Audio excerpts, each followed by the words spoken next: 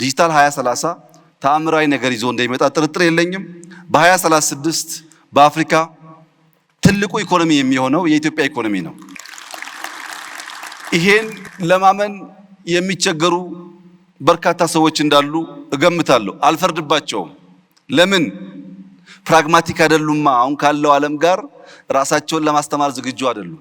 ያ ባይሆን ኖሮ ዲጂታል 2025 ስንል ኢሉዥን ነው ያሉ ሰዎች ኢትዮጵያ ውስጥ 55 ሚሊዮን ሰው ቴሌብር ይጠቀማል ሲባል ሲሰሙ በጣም አስደናቂ ነገር ነው።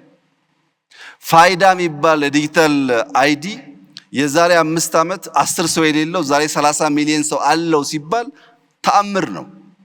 5 ሚሊዮን ኮደርስ ኢትዮጵያ ውስጥ እንፍጠር፣ ታለንት ላይ ኢንቨስት እናድርግ ብለን 2 ሚሊዮን ገደማ ማሳካታችን ሚራክል ነው።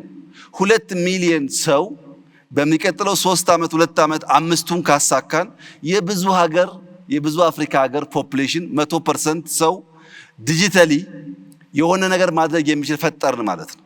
ለዚህ ነው በአፍሪካ አንደኛ ምን ሆነው ነገ ላይ ኢንቨስት አድርገን ነው። ዛሬ ባለው ሁኔታ ብቻ አይደለምና ተባብረን ኢትዮጵያን ከድህነት የምናወጣ ከችግር የምናወጣ መልኳን ውበቷን የምንገልጥ ሰርተን በታሪክ የምንታወስ ሰዎች እንድንሆን በመደመር እሳቤ በጋራ ሀገራችንን እንድናለማ አድራላችሁ ፈልጋለሁ። እጅግ አድርጌ አመሰግናለሁ።